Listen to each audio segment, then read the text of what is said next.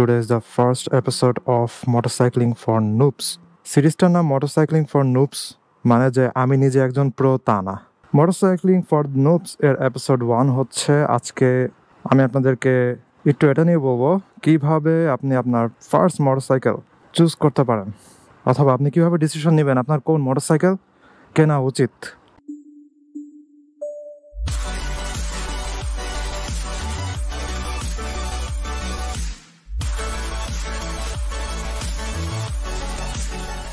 Hey, what is going on? Today is the first episode of Motorcycling for Noobs. আমি একটা নতুন series শুরু করতেছি মোটরসাইক্লিং নিয়ে। সেখানে হচ্ছে বিভিন্ন ধরনের টিপস অথবা সাজেশনস থাকবে এবং আমি অনেক কিছু নিয়ে ডিটেলসে কথা বলবো। সিরিজটার নাম মোটরসাইক্লিং ফর নুবস, মানে যে আমি নিজে একজন প্রো তা না। আমি নিজেও অলওয়েজ লার্নিং অবস্থাতে আছি, ডেইলি কিছু না কিছু শিখতেছি। কিন্তু আমার 2.5 বছর 3 বছরের মোটরসাইক্লিংয়ের এক্সপিরিয়েন্স এবং বিভিন্ন জিনিস ঘাটাঘাটি, বিভিন্ন জিনিস নিয়ে ভিডিও করার এক্সপিরিয়েন্স থেকে কিছু জিনিস নিয়ে আপনাদেরকে বলবো, যেন আমার ভিডিও দেখে আপনার মোটরসাইক্লিং ইজিয়ার হয়। যাই হোক, রাস্তায় যেতে যেতে ভিডিও শুরু করি। মোটরসাইক্লিং ফর নোবস এর এপিসোড 1 হচ্ছে। আজকে আমি আপনাদেরকে একটু এটা নিয়ে বলবো কিভাবে আপনি আপনার ফার্স্ট মোটরসাইকেল চুজ করতে পারেন, অথবা আপনি কিভাবে ডিসিশন নেবেন আপনার কোন মোটরসাইকেল কেনা উচিত। সো আমি এই জিনিসটা কয়েকটা টপিকে ভাগ করে নিছি। তার ভিতরে 1 নাম্বার টপিক হচ্ছে আপনার মোটরসাইক্লিংয়ের পারপোজ। এখন আপনি বলতে পারেন যে ওই মিয়া, আমি মোটরসাইকেল চালাবো আমার ইচ্ছায়, আপনি এটা জানে কি করবেন। আসলে জিনিসটা হচ্ছে যে আপনার মোটরসাইকেল চালানোর পারপোজের উপরে ডিপেন্ড করে আপনি কোন টাইপের মোটরসাইকেল চালাবেন। অনেকে মনে করেন প্রফেশনালি মোটরসাইকেল রাইডিংটাকে নিতে পারে, সো মনে করেন রাইড শেয়ার অথবা জীবিকা নির্বাহের মেইন মিডিয়াম হিসাবে মোটরসাইকেল কেনার ডিসিশন নিছে। আবার অনেকে মনে করেন জাস্ট শখ করে মোটরসাইকেল কিনতে পারে, যে এটা অনেক কুল লাগে, অথবা অনেক দিন ধরে ইচ্ছা ছিল মোটরসাইকেল কেনার, রাইড করার, এজন্য মোটরসাইকেল কিনতে পারে। আবার অনেকে ডেইলি কমিউটার হিসাবে ইউজ করতে পারে মোটরসাইকেল, যে তার জীবিকা নির্বাহের মিডিয়াম হয়তো অন্য কোনো জিনিস, কিন্তু তার কমিউটিংয়ের জন্য মোটরসাইকেল দরকার। আবার অনেকে জাস্ট উইকেন্ডে হালকা একটা রাইড দেওয়ার জন্য মোটরসাইকেল কিনতে পারে। সো সে হয়তো মেইনলি গাড়ি ড্রাইভ করে অথবা মোটরসাইকেল ইউজ করে না, কিন্তু জাস্ট উইকেন্ড রাইড অথবা হালকা পাতলা ট্যুর দেওয়ার জন্য মোটরসাইকেল নিতে চাচ্ছে।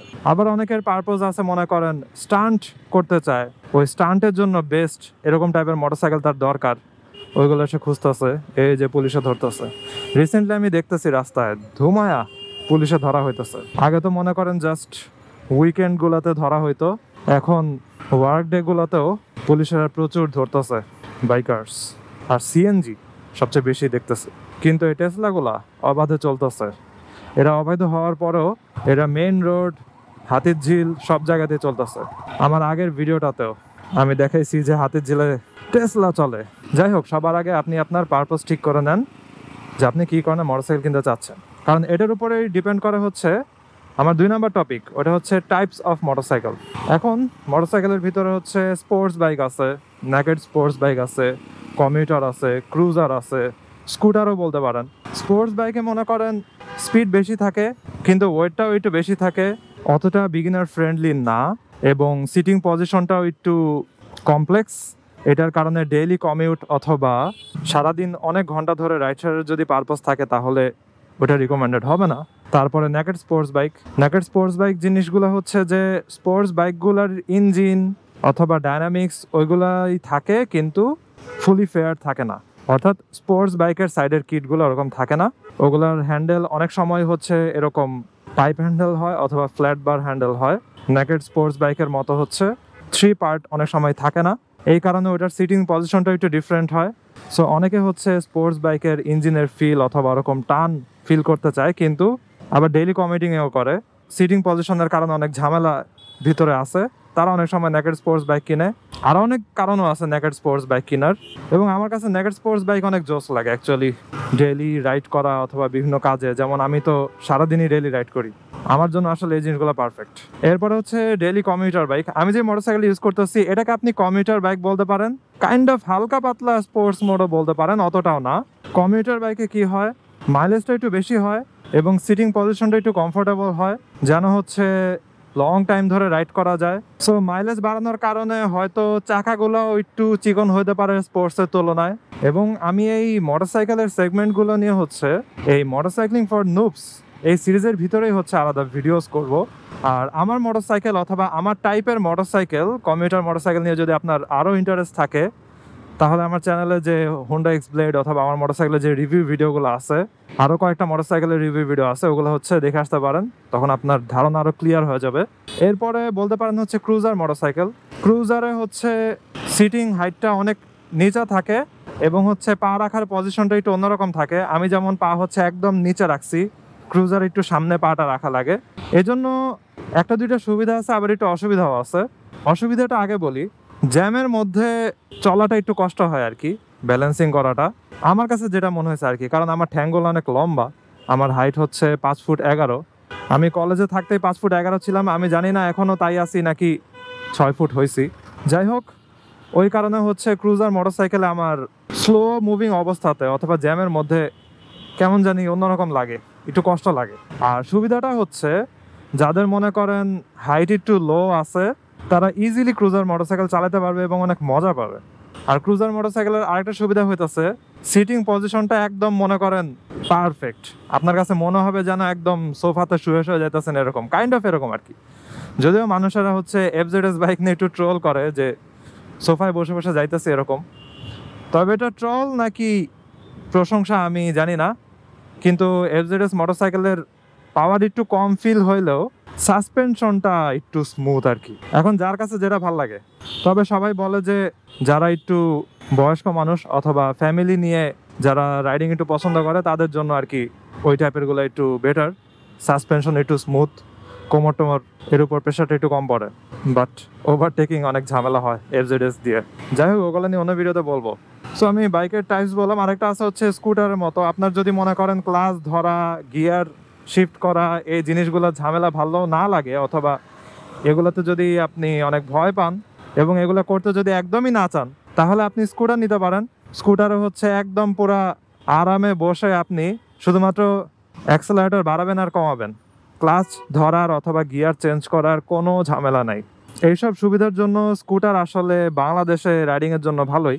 এবং এখন প্রচুর পরিমাণে মানুষ স্কুটারের দিকে ঝুঁকতেছে। কারণ এই যে এখন এই আমি ক্লাচ ধরে রাখছি, তারপরে হচ্ছে আস্তে আস্তে কি রে ভাই, গাড়িটা খালি বামে আসতেছে তো আসতেছে, আমার আর জায়গায় রাখি না এসে। তো স্কুটারে ওরকম কোনো ঝামেলা নেই, আপনি খালি বাড়াবেন আর কমাবেন। এবং স্কুটারে হচ্ছে এই যে সামনে যে আমি বসছি, আমার যে 2 পা ফাঁকা করা, এরকম করাও লাগবে না, আপনি 2 পা একসাথে করে বসতে পারবেন। তো এটা হচ্ছে আরেকটা সুবিধা। সো এগুলো হচ্ছে মোটরসাইকেলের টাইপস। এবার আপনার কাছে হচ্ছে কোন ধরনের পছন্দ হয় অথবা কোন টাইপের আপনার বেশি দরকার। দেখেন গাড়িটা আর কোনো জায়গায় দিল না। আমি বামে দিয়ে বাইর হয়ে যাবো, কিন্তু বামে যাওয়ার কোনো জায়গা নেই। বিঘরে ব্লিঙ্ক মারি তো কোনো জায়গায় রাখে নাই। এটা দোষ কারদের জানেন? দোষ দিব আমি মোটরসাইকেলওয়ালাদের। কারণ সামনে ওরা বিজয় সরণিতে ঢোকার রাস্তাটা পুরো আটকা রাখছে। বামে যারা যাবে জাহাঙ্গীর গেটে, ওদের কোনো জায়গায় আর রাখে নাই। যাই হোক, এবার 3 নম্বর টপিক নিয়ে বলি। ওটা হচ্ছে ইঞ্জিন সাইজ। এই জিনিসটা নিয়ে আসলে বাংলাদেশে মোটরসাইকেল রাইডারদের জন্য স্পেশালি তেমন কিছু বলার নাই। কারণ বিদেশে যদি হইতো তাহলে মানুষেরা বলতো যে আপনি 150 সিসি থেকে 300 সিসি, এটা হচ্ছে বিগিনারদের জন্য বেস্ট। কিন্তু বাংলাদেশে আসেই হচ্ছে মনে করেন 50 থেকে 300 পর্যন্ত, নাকি 350, ভুলে গেছি। সো বাংলাদেশে বলা যায় যতগুলো মোটরসাইকেল আছে সবগুলাই kind of beginner friendly. But বাংলাদেশের কোনো ট্র্যাক নাই অথবা হচ্ছে বড় টাইপের রোড নেই যেগুলোতে হচ্ছে অনেক হাই সিসি স্পোর্টস বাইক নিয়ে হচ্ছে চালানো যায় এবং যারা ঢাকাতে রাইড করে অথবা শহরে রাইড করে কিন্তু বিগিনার। সো তাদের জন্য আমি বলবো যে 150 সিসি রেঞ্জের মোটরসাইকেল নেওয়া আই গেস বেস্ট হবে। এবং আমার নিজের মোটরসাইকেলও হচ্ছে 150 সিসি। এই মোটরসাইকেলটা ছিল আমার হচ্ছে ফার্স্ট মোটরসাইকেল এবং এটা দিয়ে আমি মোটরসাইকেল চালানো শিখছি একা একা, নিজে নিজে আস্তে আস্তে হচ্ছে ডেইলি চালাইতাম ভোরবেলাতে যখন কোনো মানুষ থাকতো না। এবং আমার একটা ভিডিও আছে বিগিনার মোটরসাইকেল হিসাবে মেইন রোডে চালাতে ভয় পান এরকম নিয়ে, এবং ভিডিওটা অনেক পপুলার হয়েছে এবং অনেকেই ভিডিওটাতে আমাকে ধন্যবাদ দিছে এভাবে এক্সপ্লেন করার জন্য। যাই হোক, ওগুলোও চেক আউট করতে পারেন। সো এখন আমি ইঞ্জিন সাইজ নিয়ে যদি বলতে চাই যে আপনি যদি একদম বিগিনার লেভেলের হন তাহলে আপনি 150 সিসি নিতে পারেন, আপনার জন্য ভালো হবে। এবং আপনি 150 হালকা পাতলা চালায় পরে হচ্ছে 300 অথবা 200 এগুলোতেও মুভ করতে পারবেন, কোনো সমস্যা নাই। আর যদি আপনার হচ্ছে কমিউটিং অথবা রাইড শেয়ারিংয়ের ইচ্ছা থাকে তাহলে হচ্ছে 110 সিসি, 125 সিসি এই লেভেলের মোটরসাইকেলগুলো বেস্ট। এগুলো মাইলেজও খুব ভালো দেয়। আর এখন হচ্ছে অনেক ভালো ব্রেকিং, অনেক ভালো টেকনোলজির মোটরসাইকেলগুলো চলে আসছে 125cc সেগমেন্টের ভিতরে। তো এই মোটরসাইকেলগুলো দেখতে পারেন। যেহেতু এই ভিডিওটা হচ্ছে আপনার জীবনের ফার্স্ট মোটরসাইকেল নিয়ে, তাই আমি বলবো যে 150 রেঞ্জ এরকম নিলে হচ্ছে বেস্ট। এরপরে হলো 3 নম্বর টপিক, যেটা হচ্ছে আপনার বাজেট। কেন আমি বাজেটের কথা বলতেছি, কারণটা হচ্ছে আপনি মোটরসাইকেল শুধু কিনলেই হবে না, মোটরসাইকেলের সাথে আরও অনেক খরচ আছে। মনে করেন আপনি ধরে রাখছেন যে আমি 2 লাখ টাকা রেঞ্জের হচ্ছে একটা মোটরসাইকেল কিনবো এবং এটা হবে আমার ফার্স্ট মোটরসাইকেল, কিন্তু আপনার কাছে আছেই শুধুমাত্র 2 লাখ টাকা, তাহলে কিন্তু একটু ভুল হবে। তখন আপনার মোটরসাইকেলের বাজেট কিন্তু কমানো লাগবে, কারণ মোটরসাইকেলের সাথে আপনার আরও অনেক কিছু কিনা লাগতে পারে এবং লাইসেন্সেরও হচ্ছে একটা খরচ আছে। আমি যখন মোটরসাইকেলে কিনছিলাম, এটার সাথে মনে হয় পেপারস করার জন্য 16,000 এরকম নিছিল। তারপর আমি ড্রাইভিং লাইসেন্স করছিলাম, ড্রাইভিং লাইসেন্সের ক্লাস সহ আমার ওখানে 10K মতো আই গেস খরচ গেছিলো। সো আপনি ধরে নিতে পারেন যে আপনি যদি একটা 2 লাখ টাকার মোটরসাইকেল কিনেন, ওইটার সাথে আপনার খরচ থাকবে আরও 20,000 টাকার মতো, কারণ আপনার মোটরসাইকেলের পেপারস করা লাগবে, তারপরে হচ্ছে ড্রাইভিং লাইসেন্স করা লাগবে, দেন মোটরসাইকেলের 2টা তালা তো মাস্ট কিনা লাগবেই, মিনিমাম একটা অবশ্যই কিনতে হবে। আমি 2টা তালা অলওয়েজ ইউজ করি, একটা হচ্ছে অ্যালার্মওয়ালা আর একটা হচ্ছে অ্যালার্ম ছাড়া। এছাড়া হচ্ছে আপনার সেফটির জন্য গ্লাভস কিনা লাগবে, রাইডিং শুজ কিনলেও খুবই ভালো হয়। তারপরে আপনি যদি অনেক দূরে দূরে রাইড করেন, তাহলে ওইটার জন্য আপনার রাইডিং জ্যাকেট কিনা লাগতে পারে, অথবা হচ্ছে উইন্ড ব্রেকার কিনা লাগতে পারে। তারপরে অনেকে এক্সট্রা হিসাবে হচ্ছে লেগ গার্ড, নি গার্ড, তারপরে হচ্ছে বডির ক্রুশাল পার্টগুলোর জন্য গার্ড, এরকম অনেকে কিনে। সো আপনি ধরে নিতে পারেন যে একটা 2 লাখ টাকার মোটরসাইকেলের সাথে আরও 20-25 হাজার টাকার মতো আপনার খরচ যাইতে পারে। এই জন্য আমি বাজেটের কথাটা বললাম। আপনার যে বাজেট থাকবে, আপনার কাছে যত টাকা আছে ওইখান থেকে আরও 20,000-এর মতো মাইনাস করবেন, তারপরে দেখবেন যে ওই দামের এবার মোটরসাইকেল কোনটা কোনটা আছে। আর যদি আপনার ইচ্ছা হচ্ছে মনে করেন এই রেঞ্জের কিনা কিন্তু টাকা আছে একটু কম, তাহলে আপনি ওয়েট করতে পারেন, অথবা হচ্ছে এর পরের টপিকে একটা জিনিস বলবো, ওইটা নিয়ে হচ্ছে চিন্তা করতে পারেন। সো অ্যাক্সেসরিজের কথা তো বললামই। তো আপনার ফার্স্ট মোটরসাইকেল হিসাবে আপনি মনে করেন চয়েস করলেন যে আমি এটা কিনবো এবং আমি হচ্ছে ড্রাইভিং লাইসেন্স করে ফেলবো, আমার বাজেট এত এত সব কিছু ঠিক আছে। এবার আমি 2-1টা জিনিস বলবো যে এসব ভুল করবেন না। সো 3 নাম্বার নাকি 4 নাম্বার টপিকে আমি এখন বলবো এই মিস্টেকগুলো অ্যাভয়েড করবেন। কি কি? প্রথম মিস্টেক হচ্ছে শুধুমাত্র লুকস দেখে মোটরসাইকেল নেবেন না, আর অনেক কিছু যাচাই বাছাই করবেন। মোটরসাইকেলের উপরে শোরুমে গিয়ে বসে তারপরে দেখবেন যে আসলেই আপনার হাইটের সাথে মিলে নাকি, আপনার অ্যাডজাস্ট হয় নাকি। এরপর একটা জিনিস বলবো, ওইটা হচ্ছে ট্রেন্ডি মোটরসাইকেল। অনেক মোটরসাইকেল ট্রেন্ডে থাকে, অথবা মনে করেন এগুলো নিয়ে অনেক ট্রোল হওয়ার কারণে, নেগেটিভ মার্কেটিংয়ের কারণে অনেক মানুষেরাই হচ্ছে এই মোটরসাইকেলগুলো চিনে। সো ট্রেন্ড দেখে হচ্ছে নিয়ে নেবেন না, অথবা বন্ধুদের কথা শুনে না, অনেক যাচাই বাছাই করে নেন এবং ফুয়েল এফিসিয়েন্ট কিনা এই জিনিসটার উপরে জোরদার দিয়েন, যদি আপনার নিজের খরচে মোটরসাইকেলের তেল কিনা লাগে। আর যদি খরচ অন্য কেউ দেয়, আপনার কিছুই করা লাগে না, তাহলে আমি ওগুলো বলবো না। কিন্তু আমি যখন মোটরসাইকেল কিনছি, মোটরসাইকেল এর সব খরচ আমি বেয়ার করি, তেল, মেনটেনেন্স যা কিছু আছে সব কিছু আমি মেনটেন করি। এই কারণে আমি মাইলেজের উপর বেশি নজর রাখছি আর কি। আর আরেকটা জিনিস, ওটা হচ্ছে don't underestimate second hand motorcycles. Beginner হিসেবে এমনও হতে পারে যে সেকেন্ড হ্যান্ডের ভিতরে আপনি অনেক ভালো মোটরসাইকেল পাওয়া যেতে পারেন, তাহলে তো খুবই জোস হবে। এই জন্য সেকেন্ড হ্যান্ড দোকানগুলোর দিকে একটু হচ্ছে নজর রাখবেন, যদি আপনার বাজেট কম হয়, অথবা হচ্ছে আপনি ভালো টাইপের মোটরসাইকেল খুঁজতেছেন এবং আপনার ইচ্ছা আছে মনে করেন পরে আবার সেল করা লাগতেও পারে। সো অনেক পারপাসই থাকে সেকেন্ড হ্যান্ড মোটরসাইকেল কেনার। এই জন্য আমি বলছি যে সেকেন্ড হ্যান্ড মোটরসাইকেলকে আন্ডার এস্টিমেট করবেন না, ওগুলোর ভিতরে অনেক সময় ভালো মোটরসাইকেল পাওয়াও যায় অনেকে। যাই হোক, এটা ছিল হচ্ছে মোটরসাইক্লিং ফর নুবস এর ফার্স্ট এপিসোড, যে আপনার ফার্স্ট মোটরসাইকেল চুজ করা। আমি জাস্ট একটু আইডিয়া দিলাম আপনাকে যে মোটরসাইকেলগুলো কীরকম টাইপের হতে পারে এবং আপনার পছন্দ মতো আপনি কোনটা নিতে পারেন। এবং আপনার ওয়েট আর আপনার রাইডিং হাইট, এই দুইটা হচ্ছে খুবই ইম্পর্ট্যান্ট আপনার মোটরসাইক্লিংয়ের জন্য। এই জন্যই বলছি যে শোরুমে গিয়ে বসবেন, অথবা যদি টেস্ট রাইড দেওয়া যায় তাহলে তো আরও ভালো। ওটা করে তারপরে যাচাই বাছাই করে হচ্ছে মোটরসাইকেল নেবেন। আর আপনি যদি মোটরসাইক্লিংয়ের ব্যাপারে সিরিয়াস থাকেন, তাহলে আশা করি এই ভিডিওটা আপনার অনেক কাজে লাগতে পারে। এবং যে কোনো কোশ্চেন থাকলে অবশ্যই কমেন্ট করবেন, আমি যত তাড়াতাড়ি সম্ভব অলওয়েজ রিপ্লাই দিই, তাই অবশ্যই কমেন্ট করবেন। তাহলে আজকে ভিডিও এখানে শেষ করে I hope you guys like this video and if you are watching for the first time you can subscribe. তো সি ইউ নেক্সট টাইম, ভালো থাকুন, সাবধানে রাইড করেন, টাটা।